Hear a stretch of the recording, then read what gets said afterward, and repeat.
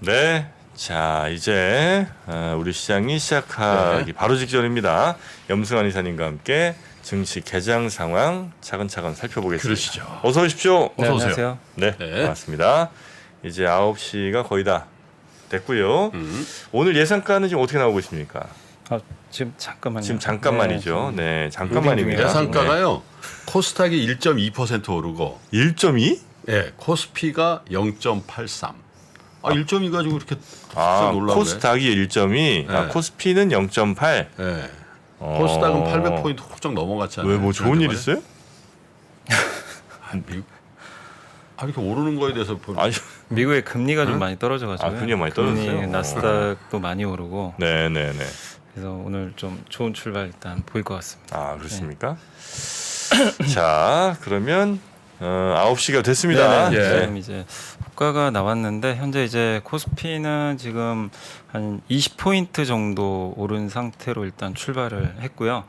0.84%좀 올랐고 상승이 한 550개, 하락이 한 184개 정도로 일단 많은 기업들이 좀 상승 출발했고 요즘에 이제 코스닥이 뜨거운데 오늘도 1% 이상 좀 강세 출발을 했습니다. 그래서 코스닥은 810포인트 1.03%좀 올랐다라고 보시면 될 것 같고요. 코스닥 지금 상승 종목은 한 940개, 하락은 한 373개 정도 기록을 하고 있습니다. 현재 이제 시가총액 상위 기업 중에서는 지금 삼성전자, LG엔솔, 또 하이닉스가 0.5% 이상 반등을 하고 있고 또 미국에서 빅테크주들이 상당히 많이 올랐잖아요. 그래서 오늘 네이버가 그 영향으로 한 2% 정도 좀 오르고 있습니다. 반면 이제 카카오는 뭐 오르긴 하는데 한 1% 정도 상승을 좀 보이고 있고요.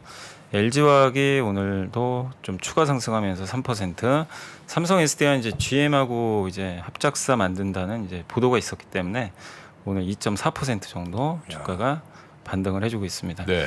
그 외에 오늘 뭐 효성 첨단 소재가 1.9%, 명신산업이 한 1.9%, 그리고 역시 2차 전지가 강한 것 같아요. 포스코 케미칼이 오늘도 한 4% 가까이 주가 오르고 있고 일진 머티리얼즈도 2.5%. 그래서 코스피, 코스닥 뭐 이렇게 지난주부터 가장 좋은 섹터가 2차 전지인데 오늘도 좀 비슷하게 오전에 좀 흘러가는 것 같습니다. 다만 이제 오늘 철강주가 상당히 좀 안 좋거든요.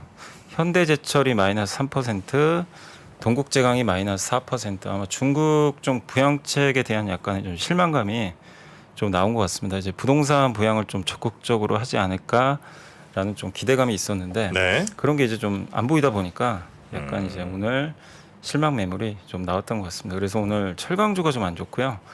그리고 대우조선해양이 마이너스 2%, 또 요즘에 이제 민영화이가 계속 나오는 HMM이 오늘은 일단 마이너스 1% 정도. 산업은행 지분 하락세를- 판다는 거죠. 예, 그래서 오늘은 조금 이쪽 조선주하고요, 해운주, 철강주가 약간 밀리고 있다라고 좀 보시면 좋을 것 같습니다. 코스피 쪽에서는. 네. 그리고 코스닥은 오늘도 뭐 2차 전지의 날이고요. 에코프로 BM이 오늘 20만 원을 찍고 있습니다. 지금 10% 주가 좀 급등을 했고, 에코프로 BM이 네, BM이 이제 시가총액이 지금 20조예요, 거의.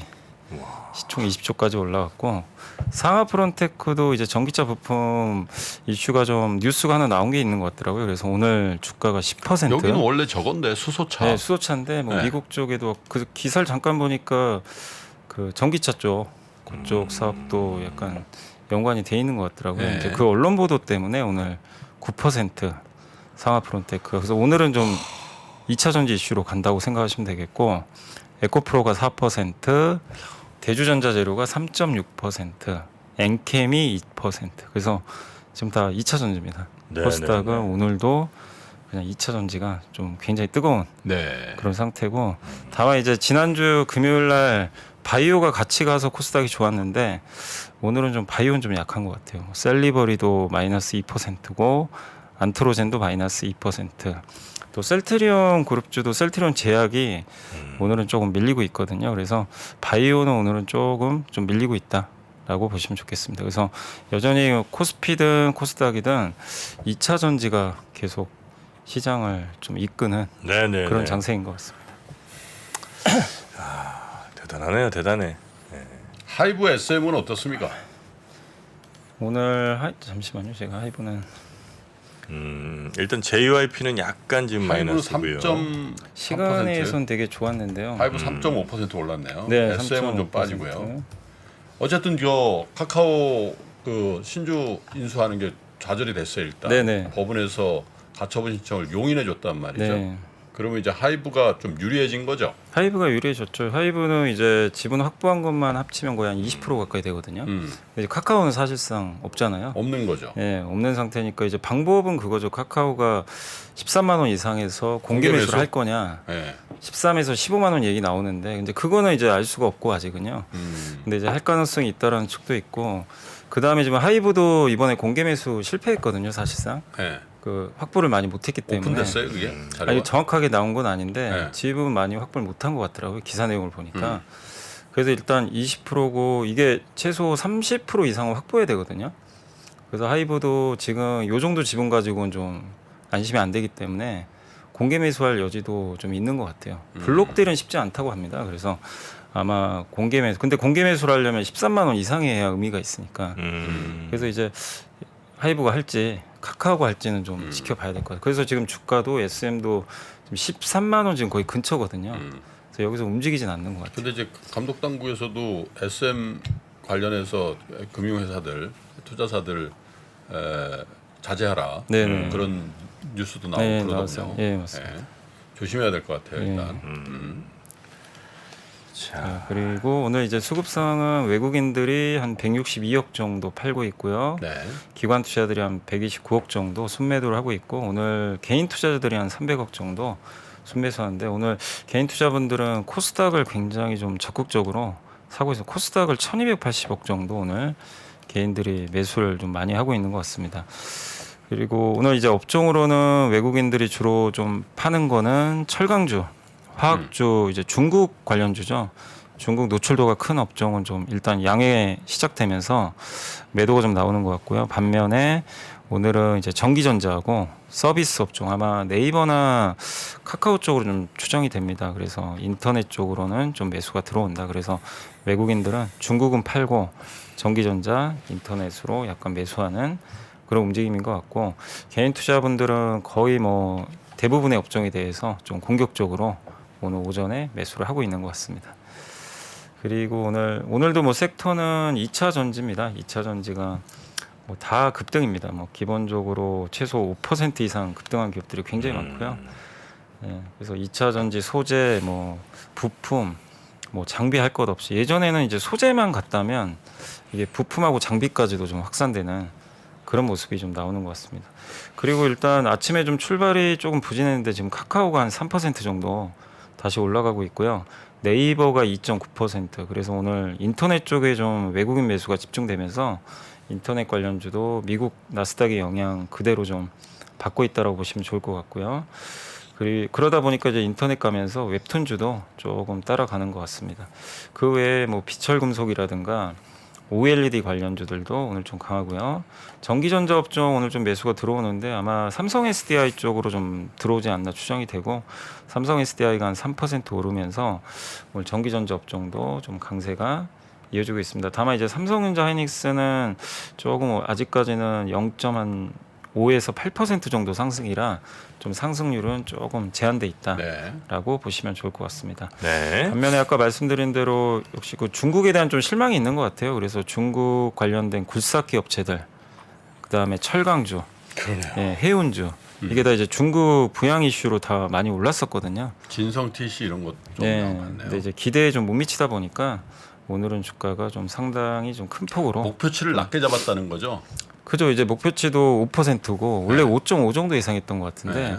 그리고 이제 부동산 부양에 대해서도 적극적인 내용이 나온 게 없거든요. 그러다 보니까 이제 결국 부동산을 좀 많이 부양하지 않을까 이 기대감 때문에 철강주도 올랐는데 이제 아직은 없죠. 그러다 보니까 이제 주가가 조금 실망 매물로 좀 빠지고 있는 것 같습니다. 그렇군요. 자, 예, 그래서 오늘은 아까 말씀드린 대로 중국 관련주가 조금 실망스럽게 좀 빠진다. 그리고 포스코 2차 같은 거 빠져요, 그러면? 오늘은 잠시만요. 제가 철강주에서 포스코는 현대제철이 오늘 좀 많이 빠졌고요. 포스코는 현재 주가가 오르고 있습니다. 왜냐하면 사실 2차 전지 포스코는 관련이지. 리튬으로 가는 것 같아요. 2차 전지. 약간 이제 차별화되는 것 같습니다. 네. 그런 테마들이 조금 영향을 좀 받고 있는 것 네네. 같고요. 시장 상황은 잠시 후에 다시 또 한번 살펴보도록 하고 뭐 리포트라든지 일정 같은 게 혹시 나온 게 있을까요? 네, 리포트 이제 많은 분들이 테슬라 이제 인베스터 데이 많이들 적어주셨는데 그 주말에 이제 나왔던 자료 중에 하나증권의 그 김현수 연구원님이 이제 인베스터 데이에 대해서 좀 그 내용을 좀 적어줬는데요. 일단은 이제 이번에 구체적인 내용은 좀 없었고 내재와 관련해서도 또 딱히 나온 건 없어요. 의미 있는 뭐 성과가 있었다라고 좀 보긴 어렵고요. 왜냐하면 지금 테슬라가 2020년 9월에 테슬라 배터리 데이 때 지금 내재화 하겠다고 언급을 했는데 큰 성과가 좀 나온 건 아닙니다. 물론 이제 생산을 하고는 있는데 그래서 아직까지는 연간 5만 대 정도 수준에 좀 불과하다. 그래서 2023년 연간 목표 대수가 180만 대인데 내재화가 2.8%밖에 안 되는 수준이거든요. 그래서 아직까지는 내재화 목표에는 좀 미달하고 있다. 이렇게 좀 보시면 좋을 것 같고 그리고 이 근데 여기서 이제 나온 내용 중에 가장 핵심 뭐냐면 결국엔 전기차 배터리 산업에서 제일 중요한 것 중에 하나가 이제 광물 및 금속 계열 소재 확보거든요. 근데 네. 테슬라도 이번에 그 언급을 좀 했어요. 리튬 관련해서 뭐 우리가 직접 할 수도 있다. 리튬 정제까지도 할 수도 있다. 언급을 했기 때문에 여기에 대한 이슈가 좀 계속 이어질 것 같고요. 그래서 호주 흑연 개발업체 마그니스 에너지와 지금 테슬라가 3월에 3년 좀 흑연 공급 계약을 좀 체결을 했고 리튬 기업 시그마 리튬 인수에 나섰고 또 이번에 LNF하고 양극재 공급 계약을 좀 맺었잖아요. 그러니까 결국엔 이 업스트림이라 그러죠. 광물까지 한번 지금 테슬라가 조금 이제 수직 계열화 하려는 좀 모습이 아닌가 이렇게 좀 보고 있습니다. 그래서 이번에 인베스터 데이에서 좀 제일 중요한 이슈 중에 하나는 결국 이 광물 메탈 정제 사업이 아닌가라는 좀 그 얘기가 나왔으니까 한번 참고하시면 되겠고 그리고 테슬라 이제 배터리 내재화 같은 경우는 결국 이제 이 위쪽의 광물을 직접적으로 이제 자기가 좀 관리는 하면서 생산은 자기가 내재화도 해요. 배터리 내재화도 하는데 다는 못하니까 이제 뭐 LG가 됐건 파나소닉 그 외에 업체가 있을 수도 있거든요. 뭐 CATL 이런 거랑 좀 협력하면서 좀 같이 가겠다. 그러니까 거기 배터리에 들어가는 이제 광물이나 소재는 직접 좀 컨트롤하려는 좀 움직임이 좀 나온 것 같습니다. 그래서 이번에 LNF에 이제 공급을 준 것도 아마 그 영향이 좀 아니었나 이렇게 좀 보고 있고요.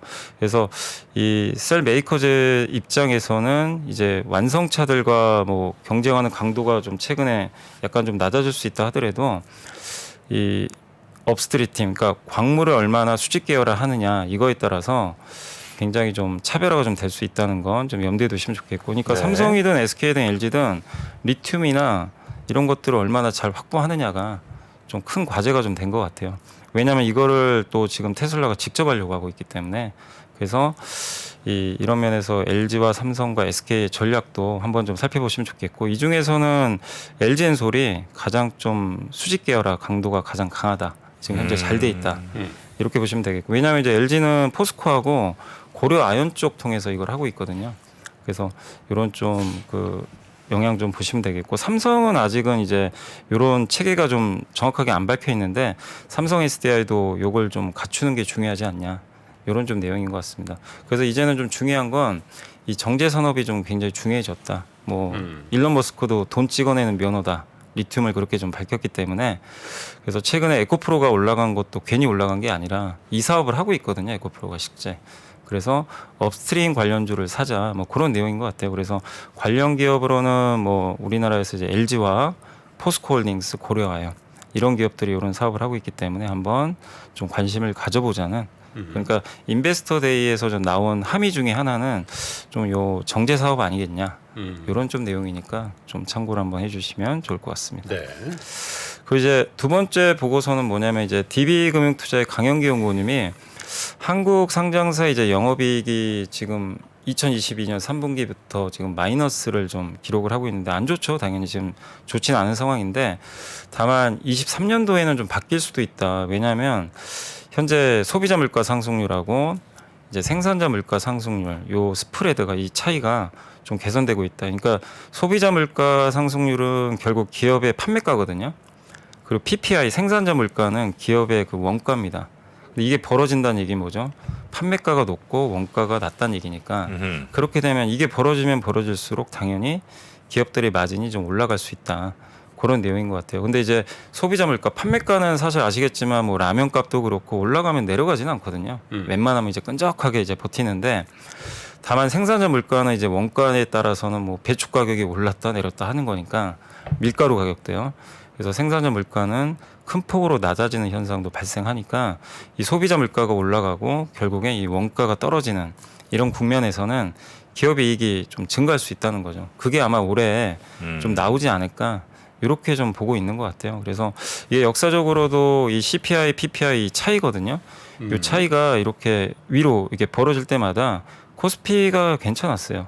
예, 흐름들이. 요게 약간 좀 선행하는 모습도 좀 보였거든요. 그래서 이 과거 데이터를 보면 지금 요게 CPI랑 PPI 이 벌어지는 격차인데 이게 올라간다는 건 소비자 물가가 더 높고 이제 PPI 생산자 물가가 더 낮다는 얘기인데 아직은 이제 마이너스권에 있긴 하지만 이게 이제 올라온다는 건 우리나라 기업들의 마진이 이제 반대로 좋아질 여지가 좀 남아 있다. 이렇게 보는 것 같아요. 근데 그동안 코스피가 굉장히 안 좋았거든요. 결국 이걸 반영을 한 거죠. 마진이 안 좋아졌던 걸. 근데 역으로 방향성을 보면 이젠 좀 바뀔 여지도 좀 있다라는 것도 한번 참고해 보시면 좀 좋을 것 같습니다. 네. 그리고 이제 마지막으로 그 면세점 음. 신한투자증권의 조상훈 조영권 연구원인데 인천공항 면세점 사업권 입찰이 끝났거든요. 그래서 네. 이제 1차 심사 끝나고 이게 복수 선정해서 관세청에 통보하면 4월에 최종 심사 통해서 낙찰이 돼요. 근데 이번에 7월부터 이제 그렇게 되면 운영을 하는데 대기업이 참여하는 곳하고 중소기업, 그러니까 대기업은 한 5곳 정도 지금 알려져 있는데 사업장 하나당 그 사업권을 최대 2곳까지는 확보할 수 있다고 합니다. 그래서 지금 현재 인천공항 신규 입찰 면세 사업권 구성이 이런 식으로 돼 있고 이제 각 파트별로 뭐 화장품 파는 데도 있고 뭐 의류 파는 데도 있고 이렇게 좀 나눠져 있는데요. 여기서 이제 조건은 되게 면세 사업자한테 유리하다고 합니다. 임차료도 옛날에는 고정비를 내야 됐거든요. 매출 상관없이 월말 반드시 내야 되는데 이제 변동비로 바뀌었고 이제 매출 따라서 임차료도 좀 변동이 된다. 그리고 계약 기간도 좀 5년에서 10년으로 늘렸고. 근데 이제 단점이 하나 있어요. 뭐 뉴스에도 나왔지만 중국이 지금 여기 들어왔잖아요. 네. 중국의 CDFG라고 세계 1등 지금 면세점 업체인데 여기가 자본력이 워낙 막강하니까 비싼 가격을 써낸 것 같아요. 나 이거 입찰할 테니까 좀 비싸게 써서 달라 이거죠. 근데 이제 이런 가격 면에서 좀 높게 이걸 써버리면 점수가 꽤 높다고 합니다. 이 가격이. 예. 그래서 이제 만약에 CDFG가 인천공항 면세점에 진입을 하게 되면 중국 관광객이 그쪽으로 또 쏠릴 수도 있거든요. 그래서 이게 조금 리스크 요인인 것 같아요. 그래서 4월에 중국 회사한테 실제로 이걸 줄지 모르겠는데 한번 좀 우리나라 지금 면세점 업체들도 좀 긴장하면서 네. 보고 있는 것 같고 중국의 국여의 매출액입니다. 이제 예전부터 계속 이렇게 인수합병 해가지고 이렇게 좀 증가한 상태고 지금 글로벌 면세점 업체 순인데 저기 지금 보시면 이제 2년 연속 이 중국의 국여라는 회사가 지금 이제 1등을 좀 달리고 있거든요. 이제 그 밑에 롯데, 호텔신라 이렇게 순서로 돼 있는데 굉장히 좀 파워가 세지고 있거든요. 글로벌로도 우리나라가 그래도 2, 3위예요. 원래 우리나라가 항상 선두권에 있었어요. 예.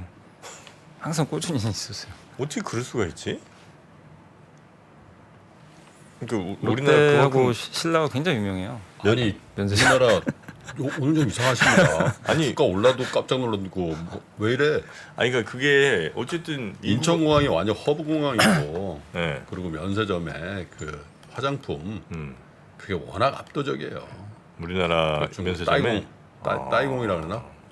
예, 있잖아요. 따이공들. 따이공. 분들이 우리나라 면세점 사가는 그 양이 워낙 많아서 보따리 장사라고 하니 보따리가 네. 아니라니까 면세 지역에서 그냥 컨테이너를 갖고 가버려. 예. 엄청납니다. 그러니까 전 세계적으로 화장품을 그렇게 매출 많이 하는 면세점이 아예 없을 걸. 예, 맞아요. 사실 뭐 싱가포르나 뭐 뉴욕 이런데 면세점 가면은 아니 뭐 컴팩트나 하나 살까 뭐 이렇게 만지작 하는 사람들이나 있지. 딱 와가지고 여기서부터 여기까지 이거 없잖아. 근데 요것도 이제 조금 이제 과거 얘기가 된 거죠. 이렇게 막 사가고 하는 거. 지금 이제 요즘에는 이제 중국도 소비력이 떨어지다 보니까 중국 사람들이 밖에 안 나갔잖아요. 화장품 수요가 줄어버렸죠. 그래서 따이공들이 많이 안 샀죠, 사실은. 예전보다는. 근데 이제 다시 따이공도 들어올 텐데 뭐 이제 관건은 중국인들이 직접 오겠죠 이제는. 중국 사람 직접 와서 이제 사갈 거 아니에요. 네네. 어차피 한국에 와가지고. 근데 그런 거 보면 이제 호텔 신라나 이런 거는 좋은데 관건은 이제 여기 우리나라 이 면세점에 이쪽에 그 중국이 사업권을 따내버리면 중국 관광이 그쪽으로 몰려버릴 수도 있잖아요. 그걸 조금 우려는 하고 있는 거예요. 어디에? 몇 공항이? 공항 이번에 인천공항 지금 입찰을 했거든요 중국이. 네네. 세계 1등 기업이 했으니까 이게 가격을 비싸게 써냈는데 그게 점수가 또 높다고 합니다. 평점이 그게. 그럼 인천공항은 줘야 되네. 근데 그게 이제 어떻게 될지 모르겠어요. 인천공항에 관세청에서 있는 뭐 어느 요만큼은 이제 저 중국 그 면세점에 준다는 거죠? 아니 그건 모르죠. 아 그러면 이번에 사업자 선정을 해요. 그러니까 다시 다 선정을 하는데 여기서 호텔 신라한테 줄 수도 있고 롯데 호텔 많이 있잖아요. 그게 근데 이제 2000 그 면세점 사업자 선정이 2014년인가 5년인가 있었어요. 내가 아직도 기억이 아주 명확하게 남는데 완전히 황금알을 낳는 거위라고 그래가지고 네.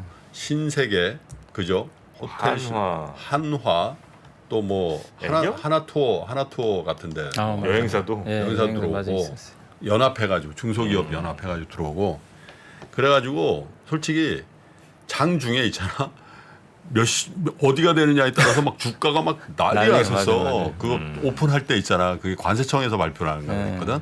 네? 야, 근데 그때 고점이었어. 주식이라는 게 맞아요, 그렇구나. 맞아요. 그 황금알이라며. 근데 그 이후에 사드가 팍 터져가지고 네. 무슨 일 반납했죠 하는데. 대부분 다. 어? 사업권 반납한. 반납했어, 반납. 반납을 해버렸어요. 낙찰 받아서 네, 안 돼가지고. 매장 만들고 막 했지.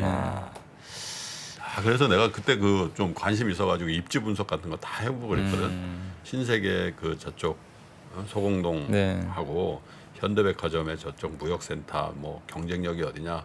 그래서 다 부질없더만. 네. 예전엔 저 뭐지 듀티 프리 써 있는 그 비닐백 같은 게 진짜 부의 상징이었는데. 맞아. 두산은 또 두산이네. 있잖아. 두산은 뭘로 경쟁력이 있냐 그러면 두타 있잖아. 두타 맞아. 거기다 한다 이거야. 동대문 상권을 살린다 막. 그래도 신세계 남대문 상권, 두타의 동대문 상권과 신세계 남대문 상권, 그걸 다 분석한 보고서도 나오랬어. 뭐가 더 중요하냐? 뭐가 더 경제적인 파급 효과가 있냐? 거기서 화장품 사고 옷 사는 게 낫냐? 근데 결론은 반납. 명동하고 연계 축선 막 이런 얘기. 결론은 반납. 반납했어요. 자, 하여튼 면세. 제가 알기로는 오픈도 못했던 걸로 기억이 나요. 에? 그러니까 반납. 제대로 오픈도 못하고. 이거 참. 그래서 요즘에는 이제 이런 면세점 거예요, 사업권에 주식이. 대해서 이제 많이들 이제 관심도가 떨어져 있죠, 확실히. 면세 사업이 성장성이 예전만치는 않다 보니까. 근데 이제 결국 올해는 이제 리오프닝 하는데 어쨌든 이제 분명히 좋아지는 모습은 나오겠죠. 이제 중국인들이 들어올 테니까. 네. 다만 이제 그 4월에 있을 요 면세점 사업권이 어디로 가는지 한번 이게 주주분들은 좀 꼭 체크를 한번 해보실 필요는 있는 것 같습니다. 네. 그리고 마지막으로 이번 주 일정만 이게 한번 좀 말씀을 드리면 오늘은 이제 OECD 경기 선행 지수가 발표가 되고 한국의 2월 소비자 물가 지수 아까 발표된 것 같은데 좀 생각보다 좀 낮게 나오지 않았나 이렇게 보여지고요. 그리고 내일은 한국의 4분기 GDP 성장률 발표되고 그리고 이틀 동안 파월 의장이 청문회를 해요. 상원하고 하원에서.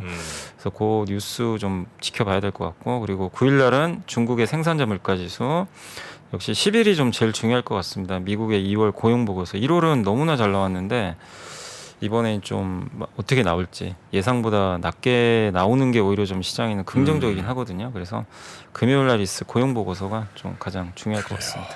네.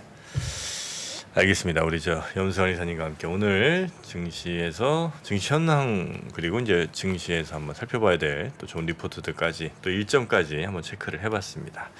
자 매일매일 함께 해주시는 우리 염승환 이사님 고생 많으셨고요. 네. 내일 아침에 뵙겠습니다. 네, 감사합니다. 감사합니다.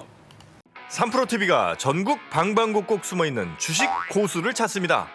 내가 박근형 부장 염승환 이사보다 시장을 더 잘 본다.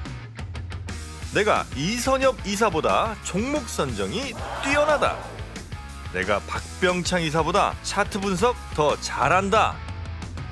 이렇게 자부하는 분들, 저 정프로에게 오십시오. 여러분의 실력을 마음껏 뽐낼 수 있도록 판을 깔아드리겠습니다. 전국 증권사 지점의 PB, 주식 브로커, 펀드 매니저는 물론이고 전업 투자자, 슈퍼개미, 스몰개미, 기타 등등 이 시장에 대한 날카로운 분석과 통찰만 있다면 누구든 환영합니다. 숨은 고수 여러분의 많은 참여 부탁드립니다. 팔로우 미.